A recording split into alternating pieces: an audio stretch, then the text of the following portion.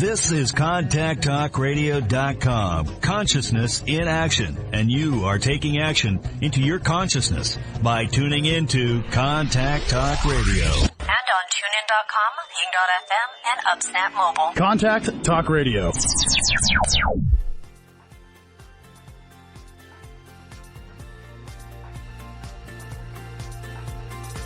Welcome to Life Mastery Radio with Todd Allen and Jackie Bailey, the show that dives into the science of higher consciousness with inspiring topics such as abundance, intention, health, manifestation, love, and transformation.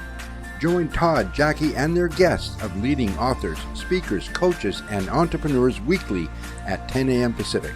Learn to live a peaceful life with intentional mastery. It's all right here with stories and messages to support your well-being and most evocative dreams. Now, here's your hosts, Todd and Jackie. Hey, it's another groovy day, and a lot of you already know, but I'm going to tell you anyway. That's because I make it that way. When I get up in the morning, I decide that it's going to be groovy before my feet hit the floor, and that's the way I take off. Now, something might happen, something might change, but I always think back. Hey, I started out with a groovy day. I can groovitize. There's my new word for the day. I can groovitize the rest of the day with whatever's going on. So that's how I do it. It's also a groovy day because I get to hang out with one of my closest friends, co-host, mentor. What else? Jackie Bailey. Hi, Jackie. Hey, hi. Don't forget president of the board. Oh, president of the board, the Speak Feed Lead org. That's right. Yeah. We've just been, and we're pots. We're just pots. Plain old toast. People. I see our good friend Kyle Hall. Shout out to Kyle Hall. He has it in his header now that he's just a pot. Only a select few people know that. But Jackie, I'm not sure I want to be a plain old anything. I don't really want to be old. I agree. I concur. And it's groovy because it's Life Mastery Radio Day. Jackie and I spend a lot of time searching out guests that have inspiring thoughts and ideas for you to use on your very own life mastery journey. I want to remind our listeners that today's show page is at www.lifemasteryradio.net or .com, whichever one you prefer. And any links that we talk about on the show today, you can find there. And so you don't have to worry about writing it down today. You know exactly where to go. But while you go there, you could sign up for our newsletter. Then you'd be informed everything Life Mastery, who's been on the show, who's coming on the show, and a blog post Jackie does every week about the show. Sign up for the newsletter on the website. If you look down just a little bit, then you'll see this really cool book. You can't get it. And it's right side up. 6 Keys to Life Mastery. It's a really cool book, 6 keys. And the master key, of course, is gratitude. You can find out more by checking out that book and leaving me some feedback. And Jackie's book is there too. She has a book, Self-Centered Leadership. And she wrote that book, so then I had to write a book. Let's see, am I forgetting? I don't think I'm forgetting anything other than to check in with Jackie on how things are going with the kids and opening up their hearts. Hey, things are going. We've got lots of projects in the works, lots of things happening, classes starting all the time. We've got a couple of classes starting next week. We've got summer camps that are out there, and we've started to enroll kids in our summer camps that will be in person for the first time in more than 2 years. We're going to actually have kids at the studio. Yay! I know it's going to be fun. 4 weeks of different activities and specific learning skill sets that they'll take away. And you're going to prep them to do. You're going to prep them to do TED Talks, aren't you? We are. One of those weeks is a TED Talk in a week. So we're going to talk about what does it take to make a TED Talk, and how do you decide on the message you want to give on a TED stage. We'll walk through the process of how do you apply to be a TED speaker. What do you have to have, under your belt to be able to do that? And then by the end of the week, they'll have their speech written And we'll see if we can't help them to get those applications done as well. I might need some of that training. You know, I cannot visualize speaking and standing in the same place. They actually have a circle on the floor that you have to stand in. I know. Now, my mentored teacher, she would do that. She was only like 5 foot with 6-inch heels. I don't think they were 6-inch, but she would just stand in one place. And well, you know what? I think it depends on the event organizer, because I have seen some TED speakers move around more than others. But I think it depends on who's organizing the particular event. And I'm articulate, I'm articulate, and I really personally like to interact with the audience, because that's what really brings my content out of my heart and through my speaker box and out into the world. So I guess I would have to practice, huh? Absolutely. Well, and the way that I look at TED Talks, it's different than other speeches, because it's like, I have a solution. Here's a problem, and I have a solution for it. That's what a TED Talk is, in my opinion. That's the self-help industry. Yeah. You have a problem, and I have the solution. It's right here in my book. All you got to do is read my book, and I'll fix you. Yeah. But my understanding is there's a lot of very specific rules that you have to adhere to when you sign on to be a TED speaker. So that's right. Or when you win the privilege, right? I think that's right. Yeah, it's definitely an audition for sure. Yeah. Well, enough about that. You can find out more about Jackie's programs for kids at speakthelead.org. Check it out. It's amazing to empower a kid or a young adult to find their voice and then to speak it and be articulated with that. So it's really cool, very empowering, and that's a lifelong investment as far as I'm concerned. She's training. Last week we had one of our groups, that's a middle school group. They do a podcast. In the first 8 weeks that we're together, they actually develop a podcast. And one of our students is into football, and he wanted to interview an NFL player. Oh, and wow. We tried. There was a couple that he had specifically in mind, and we tried, and a couple of people didn't get back to us. But I got a hold of someone that I know through someone else, and he was able to come on and be his guest. He used to play for the Philadelphia Eagles, and he played for the Tennessee Titans. And now he's a coach at San Diego State, but he knows the players that my student of mine was trying to get a hold of. So now when he does his second podcast episode, he's got the inside scoop to how to get in touch with these people. So it's amazing that these kids get opportunity to speak to these heroes that they would never otherwise get opportunity to have a conversation with. So it's pretty cool. That right there is very empowering on how, you can have a dream, vision, and goal. And it takes certain steps, but you just keep moving forward, and who knows what is going to open up. And instead of cowering down, tail between your legs, head down, you got to be up, ready to go, tail wagging, and those opportunities come your way. So that's a very cool testimony. Yeah, it was fun. It was fun. Yeah, that's very cool. Okay. You ready for a really big show? Ready. I think we have a really cool guest today. Our guest today is Ann Papayoti. Did I say that right now? You did. Papayoti. Papayoti. Ann is an international life, leadership, and relationship coach.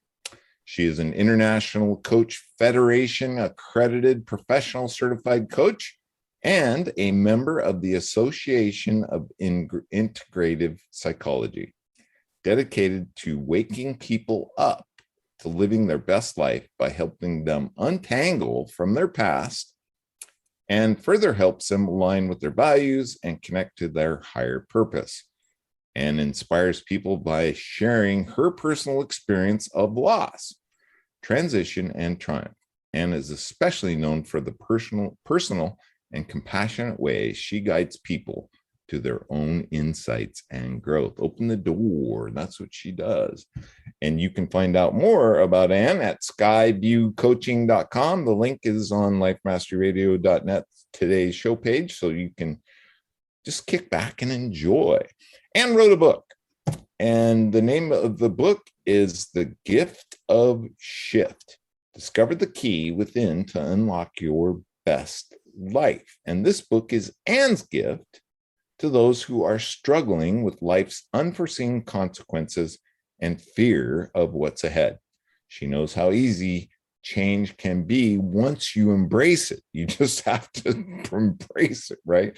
With the challenge, and set your course for a lighter heart, an alternative emotion, and surrender within the moment. Now that I put you on a pedestal, Ann, how are you, my friend?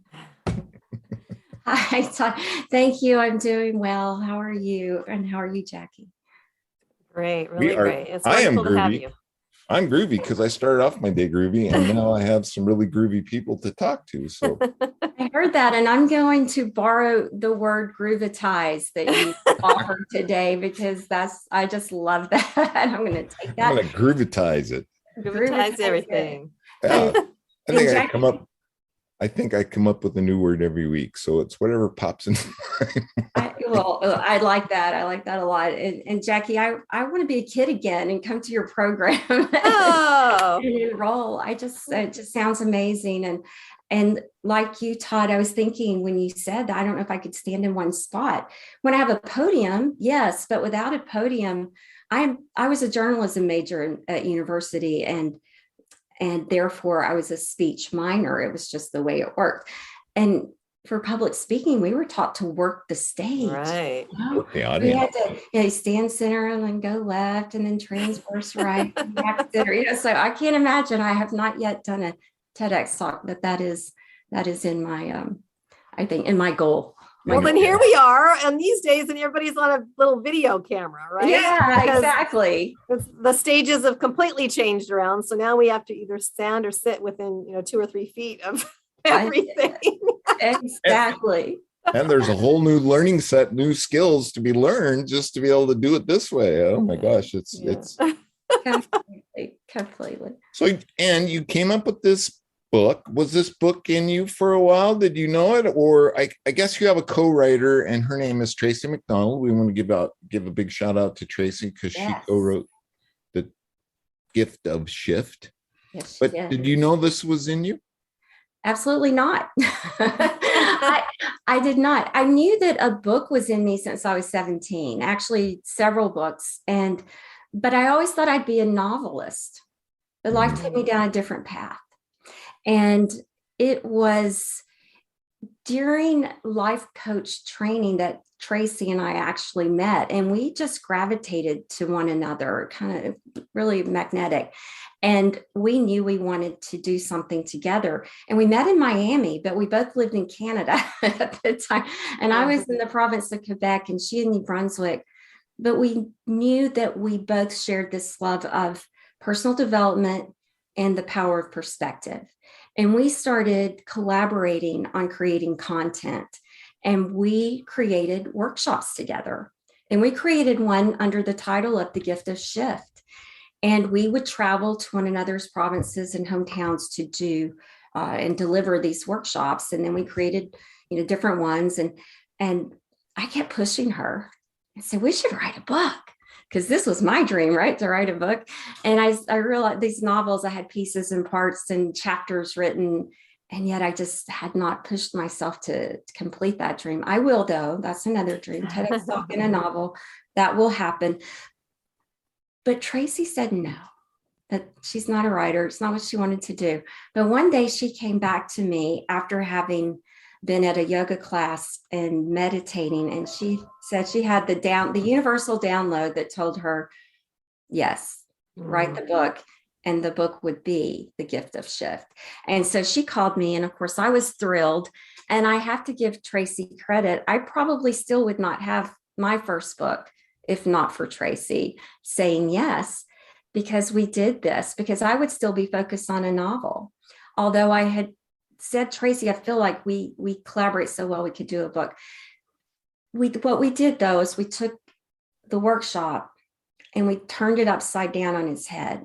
And we took themes from the workshop and I said, no, people struggle with self-help books. They find them too academic. This is what I get, because I've taught personal development for decades. And I said, people always tell me that what they learn from were when I would share personal stories. So that's when we changed the direction of really where we were going with it. And we agreed to actually make this a collection of personal stories add the teaching element, but really make it for the reader by then adding these coaching questions after each story so the reader could reflect on how the theme of the story had played out in their lives. Yeah, personal stories inspire people. It's just it's the magic. And as humans, we've been telling stories since we were sitting around a campfire talking to each other, right? That's just the way you inspire people. And how did you begin collecting these stories that became the chapters of your book? For me, it was easier than it was for Tracey, but we started talking about themes in our practices and themes that people experience. For me, I sort of went through this journey of including one about, because as we all do, I have many more stories that I did not share in the book, but I went through really the first experience in my life that I would consider emotionally traumatic. Yeah. And that sort of led to the next and the next and the next. And so I sort of went through sort of a linear journey for my life that included each of the major players in my life.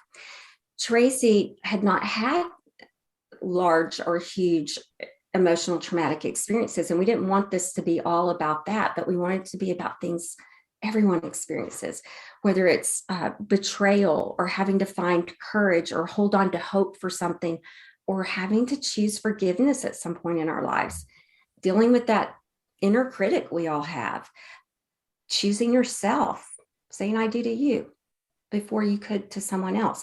So all of these things that we all have experienced in life, and we chose these things, and then we said, okay, how has that played out in our life? And we each had a story, of course, and we could have each written each other's chapter in some way. And like the forgiveness one, we could have arm wrestled over. But I was reviewing your book and reviewing the stories, and these are stories about adversity and then the overcoming of adversity. But I'm reading this and I'm thinking of an old teaching story about a father and a daughter that were walking through the barn. And the father opened up the door, and here's this room full of pony poop. Ooh. Nothing but pony poop. And the kid instantly jumps in there and starts digging through it. And the father's like, what are you doing? That's crazy. She goes, oh, no, Dad, there's got to be a pony in here somewhere.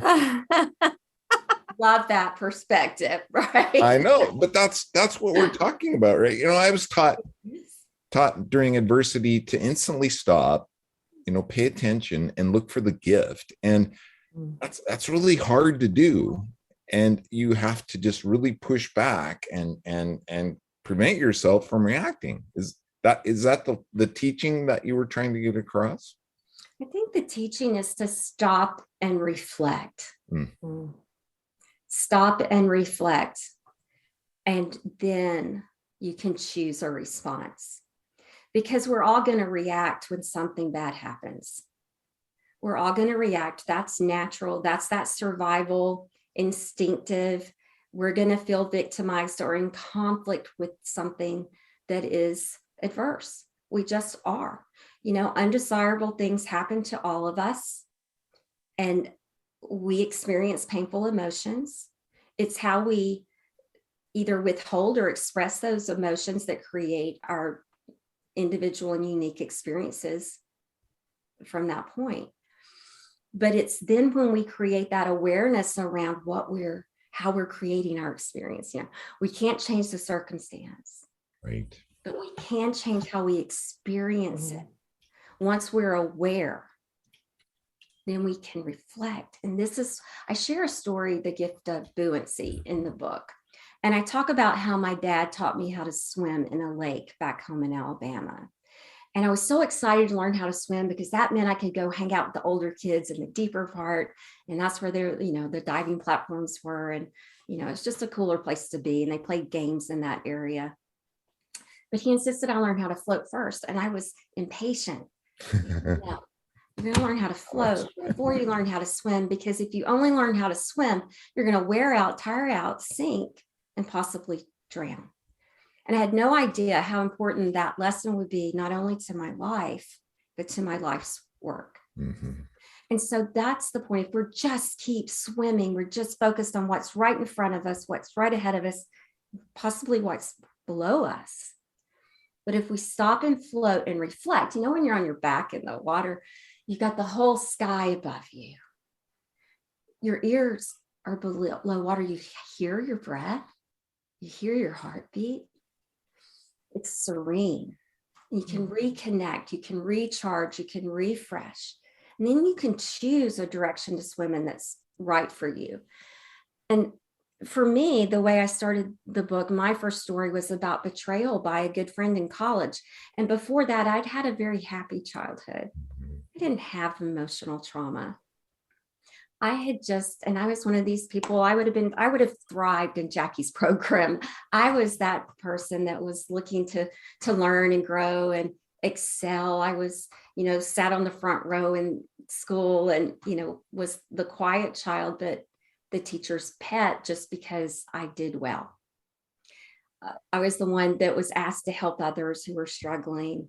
And that was just me. And I was a planner and a structured person and a box checker and all of this. And so there were some things I had to do twice, like, tried out for the high stepper in high school. And I didn't make it the first time, but I didn't let that set me back. I just went out again the next year. Then I made it.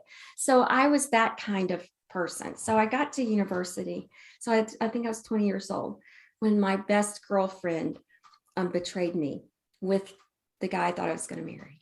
So this was like a double-edged kind of thing that just turned my world upside down. And rather than go through the pain and grieve that and keep going in a healthy way, like I did when I didn't make high stepper in high school, grieved it, got it back up, went out the next year, I didn't know how to navigate this. Because everything I'd learned in childhood about be kind, people will be kind to you, the golden rule, all those wonderful things wasn't applying here. And I couldn't understand it. And trust was broken. And I didn't know how to rebuild it. And the questions I was asking weren't getting answered.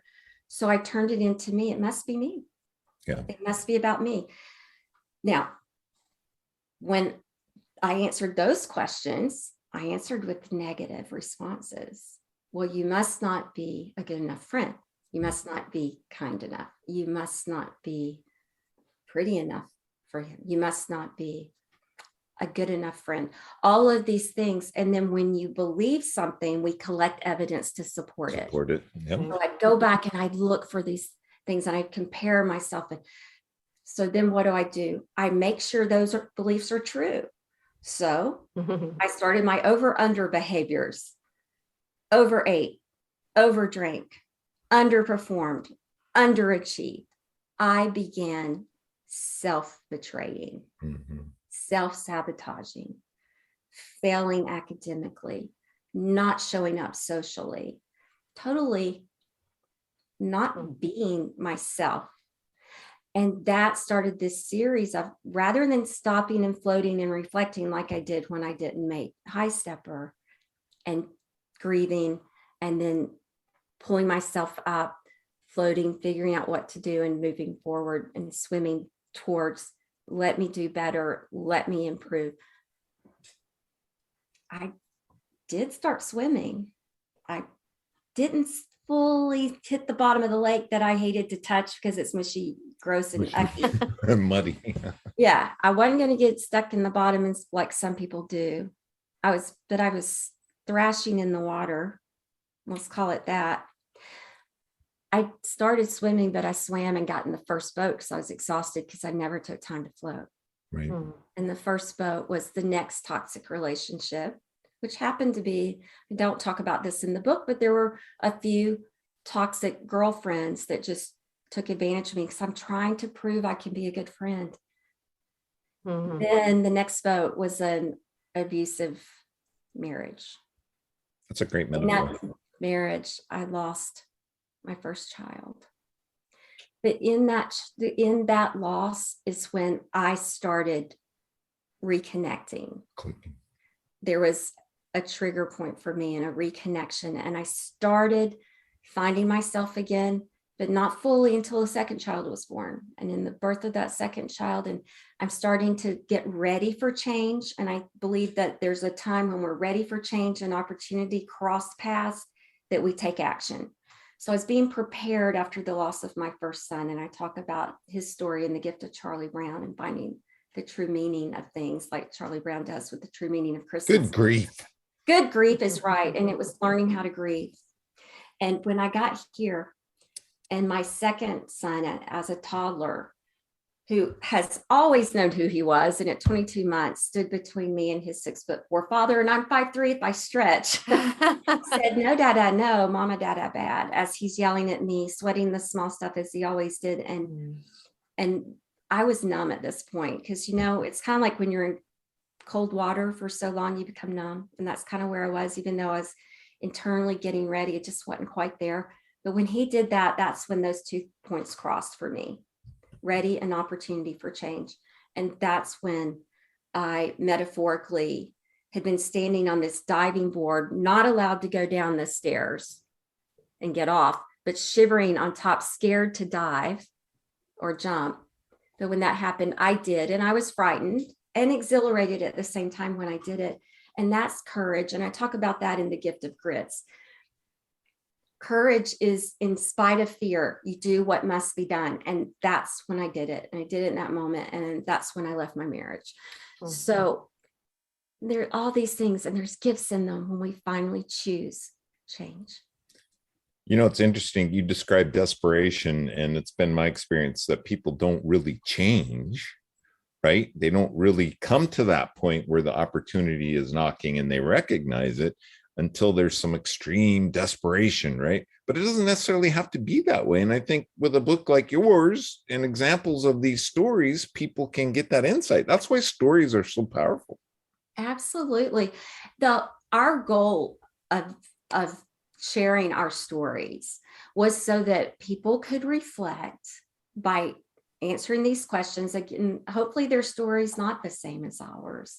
Most likely it's not, though I've had a few people reach out to me because their story was quite similar to mine in a few of the stories. But the goal is for them to reflect, and maybe they're beyond it already, but to be reminded of a strength or a character trait that got them through that, so that they could use that to help them through a current challenge, because there's always another storm, isn't there? Mm-hmm. Their change is going to come again. The opportunity, but there's a pony in there. There's going to be a pile of crap again. You know, let's just say that there's going to be another barn and pile of crap. So it's going to come, so they can be reminded, because we forget our strengths. Well, each chapter of the book, we just want to qualify that. After each chapter, you have some questions, and I even noticed after one chapter, you had people. There was a space to put their picture there. Every chapter. Is it? Okay. After every chapter, there are the 5 questions, and then there are lined pages to write their story, so they can rewrite it now.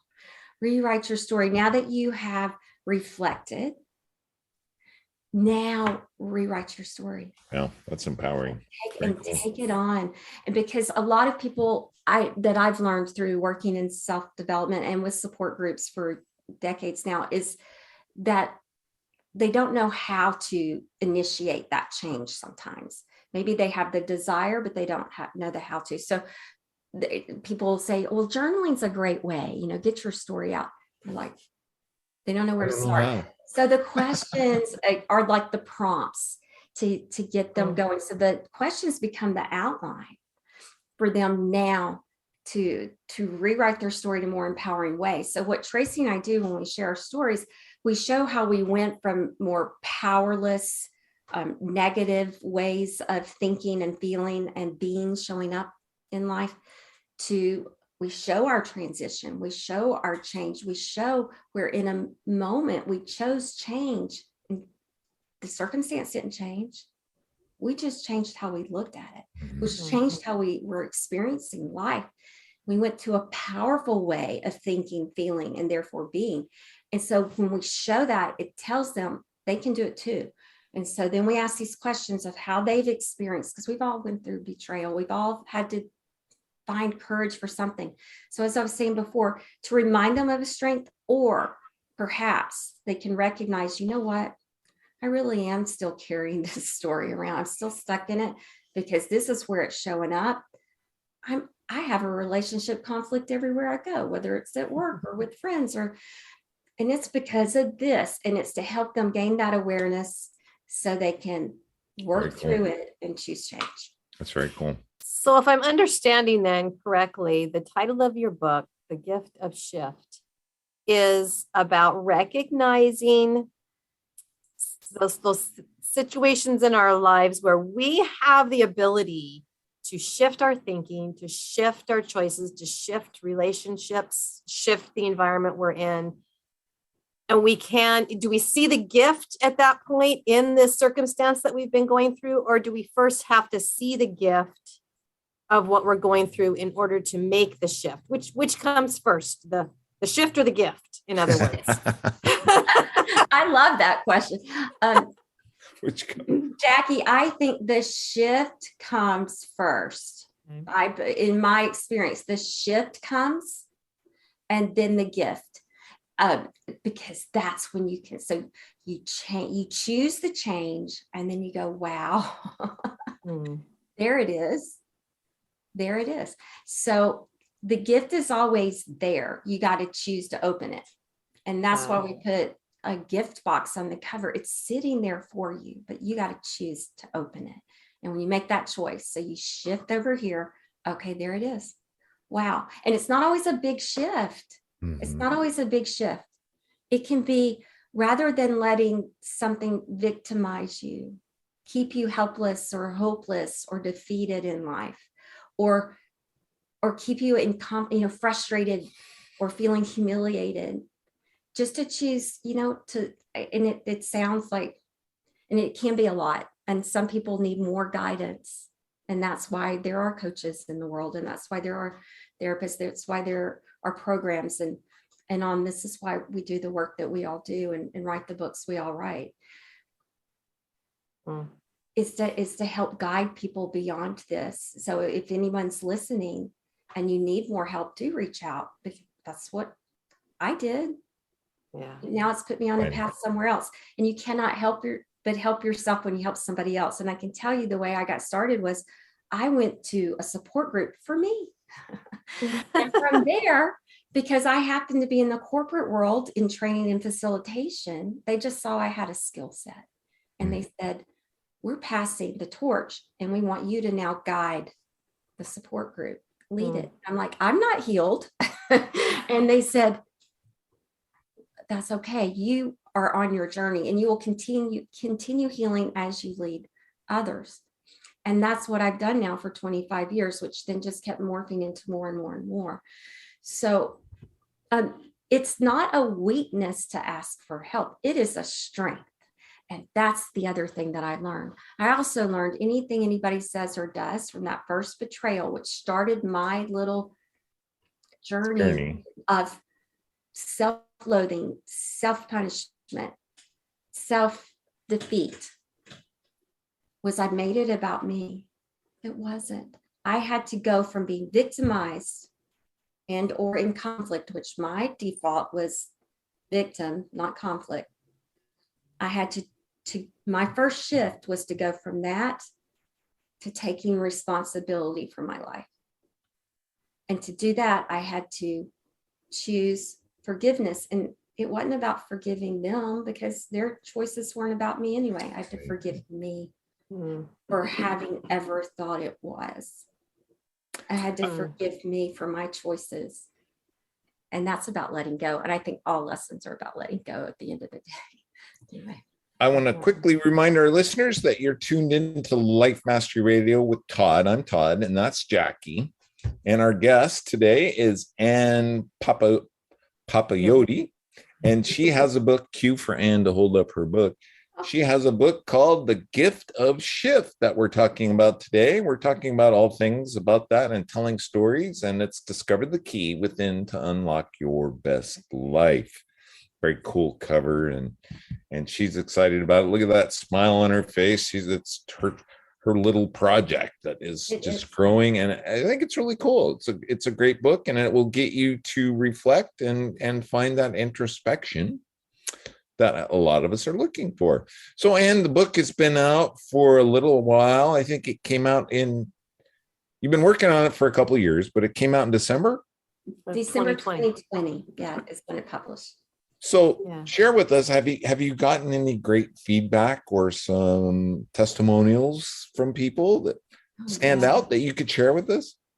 Absolutely. There are some beautiful ones on Amazon that I've read and Barnes and Noble and a few other places that just bring a smile to my face and a tear to my eye out of joy. But there's one that someone shared with me privately recently that was really touching. And that was someone who read the book and then bought one for their sister.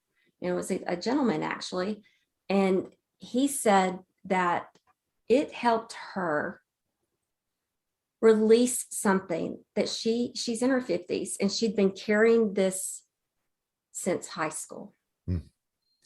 And that it had affected her on such a deep level and had kept her isolated in a way that socially and had kept her from trusting people. I mean, she'd gone on with her life. On the outside, it looked like everything was fine. But on the inside, he said it was something just always, they say it'll eat you up inside. He said it really helped her finally break free, start letting go. And she'd never sought help because it was something she felt such shame over. She had never even been willing to seek help for. And something Tracey and I do is, and people can find it in the book, we have a page called A Note from the Authors, is we lead we have a private Facebook group, and we lead a monthly chapter discussion so that readers can come to a private community where there are like-minded people, and we can talk about the things and talk about their shifts and their stories of shift and how they've experienced these things and how they've worked through them. So it's almost like a support group. And that's a big part of it, isn't it, Anne? Is talking about it and getting it out. I mean, yes. If it's held up inside and nobody knows about it, I mean, that's the first step, I think, is getting it out there and finding somebody that you trust that you could share that with. That's right. And I think in that part of this whole thing about sharing your story is revealing it, because we can't change what we don't first acknowledge. And I think that's what some of our readers have told us, is that by reading our story, it's kind of like that whole Me Too movement. They go, oh my gosh, Me Too. And I've just I never thought it mattered. And I realized it does matter. And I do need to. And so sometimes we hear our truth in someone else's story. Is that sometimes I get that question about my book. Todd, wasn't it really hard for you to share your insights and your story? Wasn't it that? How can you just put that out there for everybody to see? And I thought, that's how you inspire people, and that's how you lead people to change, is if they see that somebody else went through that. I totally agree. And that I've just learned that what I found in writing it was a little harder to put it in writing. I've always shared it speaking, out loud in groups, in settings. I've never had a problem because I could see their faces. I knew the transformation. I knew the encouragement, and I could interact with them. So right. Putting it in writing was a little more vulnerable for me personally, and putting it out there, and then the wait and see. I hope, but then as the testimonials started coming in, or the emails that people would reach out. Yeah. And Anne, I don't know if this is one of the stories in your book, but you had an experience that could actually be a metaphor to many experiences that we all have or face, is that you were bitten by a poisonous snake. Yeah. And that poison caused a chronic illness for you, right? I mean, that's metaphorically what happens to each one of us when we have an experience that causes a lot of pain. So Can you tell us a little bit about that, and what was the shift that you had to make in order to rid yourself of that poison? Yes, absolutely. And that is not in the book. Had I won the metaphorical arm wrestle with Tracey, that would have been my story for forgiveness. But when I experienced that, I realized everything we'd always heard about harboring unforgiveness, about holding on to the poison and expecting the other person to die, right? We've always heard that. And here I was literally harboring poison toxins in my body and watching my body wither. And there was nothing the medical community could do because I was beyond the anti-venom. There's a time frame that can give you that. Were you in the desert, or where did this happen? I was back home in Alabama, and just on my mom's property. I was actually going to the barn to get some, not pony poop, but looking for some high school memorabilia because we were getting ready to plan a high school reunion, and I was just carrying I didn't see it, thank goodness, or I would have done a happy dance and probably gotten multiple strikes. So it was a copperhead, and because they strike once as a warning, like a rattlesnake would rattle as a warning, they assumed I'd gotten a warning strike and therefore a low dose of venom. So when I went to the medical center, they gave me a tetanus shot for the fangs, for the bacteria in the fangs, but not the anti-venom. Gave me what I should come back for if I saw these certain signs, but I never had those signs. So 2 weeks later, I'm back home in Montreal. No poisonous snakes on the island of Montreal. But I started with headaches and migraines. And anyway, I started with neurological. Nobody connected it to snake bite. Then I started having cardiological, a couple of weeks later. It came in stages. It didn't seem connected. Then respiratory. The poison was attacking the systems it's designed to attack, but in these weird ways at different times. And then I'm completely breaking down. My body's breaking down from the inside out. And the medical community couldn't figure it out. And every time they'd ask me if anything strange had happened, I'd say, well, I was back in July, I was bitten by a poisonous snake. Well, by now it's October, and I'm just literally, it's like a flower not being watered. I was withering away. Wow. That's crazy. And very painful, and lots of specialists, and nobody could figure it out. But when it comes to, had this been in the book, I would have been talking about what it's like to harbor unforgiveness. We say it'll eat you up inside. We say it's like drinking the poison, expecting another person to die. That's what it's like. And I remember thinking that this is what they mean. This is what it's like. Because everybody else was living their life, and I'm at home just like, couldn't wash my hair. I couldn't sleep. My head couldn't touch a pillow. That's what people go through. Eventually, for me to actually start healing from this, it took a holistic healer. It took an osteopath, not in the way they're trained in the States. She was trained in France. It's very different. And it was just these small little things, but my spinal fluid was frozen. My brain, our brain is supposed to float. It was like it was encased in cement. So it was extremely painful. And she did some very minor little manipulations that looked like this, it's just little touches, but she unlocked that. And as my brain could float and as my spine could move, it unlocked it. It took about 3 treatments, and I was free from the pain. Wow. And I had to build my body back. I'd lost all my muscles, had atrophied, and a lot of other things. They thought I had adult onset asthma. I couldn't breathe. I was like, I couldn't go up and down my steps without sitting down, whereas I used to walk 4 kilometers a day with my dog.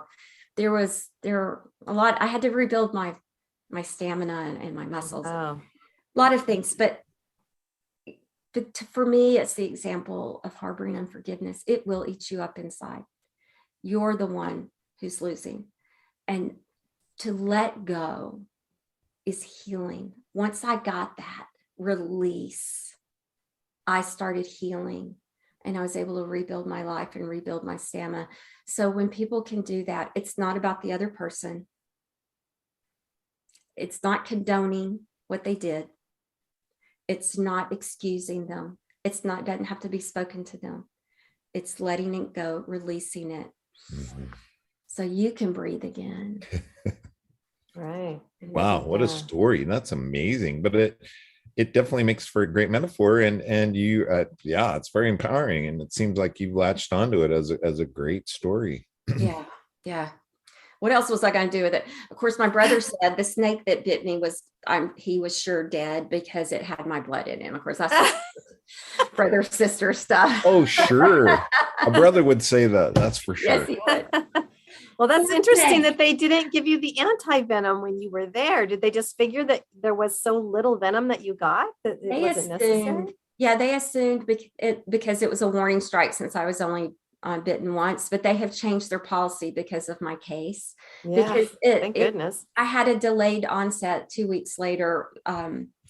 So, it affects everybody differently, just like everything, right? Well, and probably because you were in such good shape when it happened that it did allow your body some time to fight it, but that at some point the venom was much more than your body could continue to fight. And exactly. So it's just, it's amazing. And I wonder how many people have permanent damage from something that was never treated or never discovered and related to something. Especially forgiveness. Forgiveness. Yes. I mean, especially on forgiveness. How delayed is it? And how has it lingered in your life and affected you? And affected you physically? Because I believe, energetically, something happened in the past. But it's still, how is it still happening energetically for you? Because it's still happening here. And then it affects you at the cellular level. So yeah, Louise Hay wrote volumes on that. She's on my shelf. Yeah. I pull it out with clients. I say, what's that thought again? Hold on. Yeah. There's a hurting. Hold on. Yeah. There's some real truth to that. And yeah, it's amazing. So we just have about 9 minutes left. Anne, is there anything, we've talked about some really cool things. I've just had a blast. This is very informative. I think it's a really cool book. Is there anything else that comes to mind that you would like to share with our audience? Just that to notice what has a grip on their heart. Right. So and Tracey and I start the book with her chapter, The Gift of In Sync, not the band. And it's about noticing life and the synchronicities of life. And so it starts with really your belief system. And do you think things are coincidences or synchronicities? That's a choice, but just to notice life. So, and then pay attention. What has a grip on your heart? Is it pulling you into a negative and powerless way? Is there something that's pulling you to something positive, but there's something stopping you? So ask yourself the questions. That's what's stopping you. Is there some kind of fear? And then is that a conscious-based fear? Is it something from culture, from religion? I let religion keep me in a marriage that was abusive. Because I believed, I said, I do for better or worse. Literally, I said, well, I got worse. I do. Is the chapter Gift of Breaking Free, is that about your marriage or is it about something else? That one's actually the forgiveness chapter. Okay. So the Gift of Grits, I don't go into a full thing about the marriage, but that's the one about leaving the marriage. Now, the last chapter, The Gift of Beautiful, is about being true to yourself. That's about my current marriage and a healthy marriage, but to still be living your best life, being true to you, even in a good and healthy relationship, whether it's marriage or not. There are things that build up and create bitterness in relationships. I do a lot with separation, divorce, and just relationship conflict, whether it's business or personal. And we have to know who we are and what we stand for.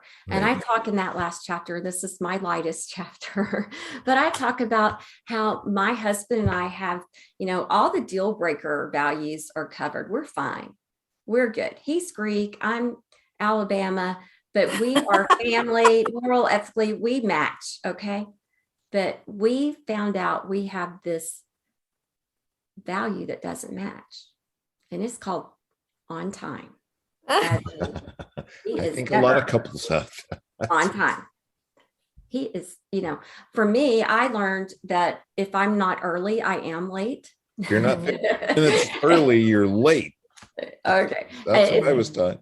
Yeah. So my dad said, if you're not early, you're already late. And Basil's like, he's Mediterranean, you show up within the hour after you're invited, whatever. Yeah. So I talk about, I used to just pace like a lioness in a cage while he gets in the shower at the time we're supposed to leave. Right.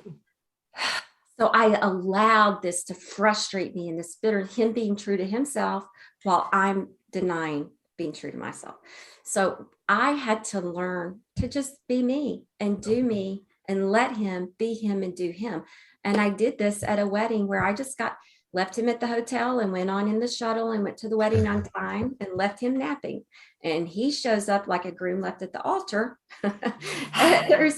And then we learned from that point, okay, if he can step it up for things of higher importance, and I could relax for things like going to the movies and sit in the front row like this with us.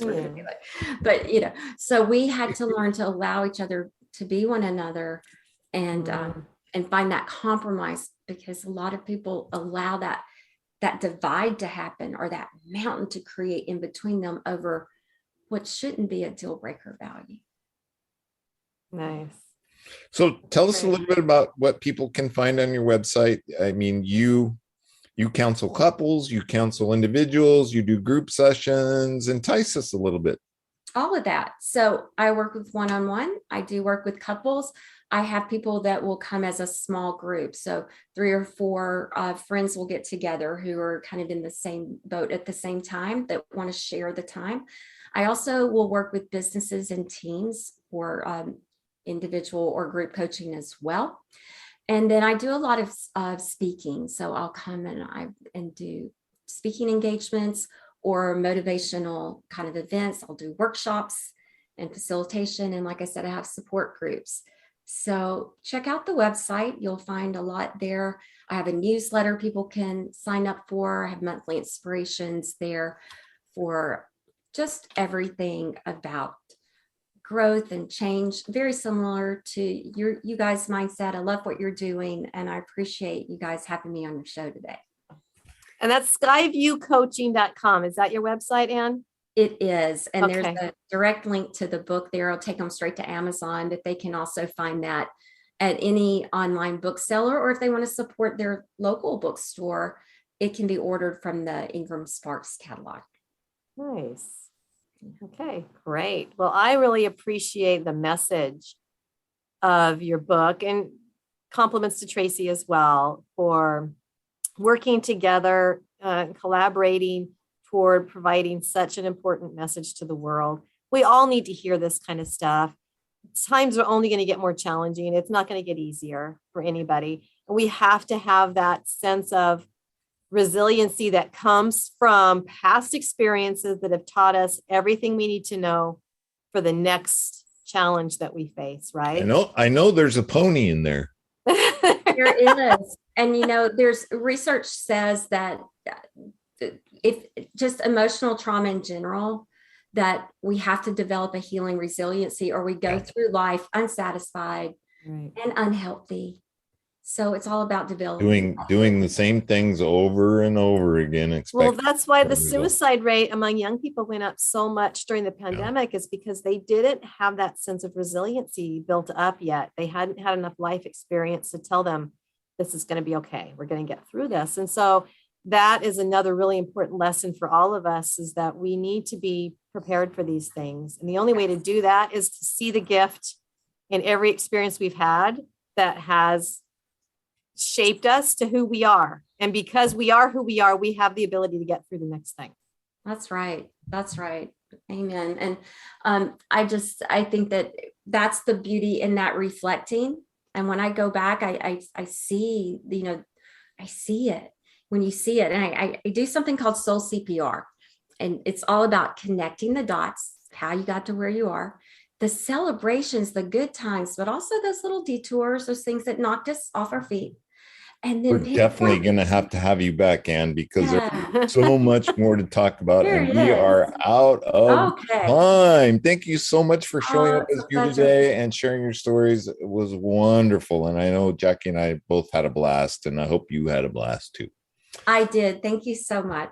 That's about all we have time for today. I hope you enjoyed the show. Please tell a friend about it. Please check out lifemasteryradio.net. Please check out Ann's book. And lastly, please, please, please make it a great day, because it is all about choice.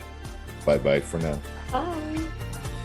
Thank you for tuning in to Life Mastery Radio. Join Todd Allen and Jackie Bailey and their guests of leading authors, speakers, coaches, and entrepreneurs weekly at 10 a.m. Pacific. Learn to live a peaceful life with intentional mastery through stories and messages to support your well-being and most evocative dreams. Visit their website, www.lifemasteryradio.com. Join their mailing list and be notified about upcoming guests. That's lifemasteryradio.com.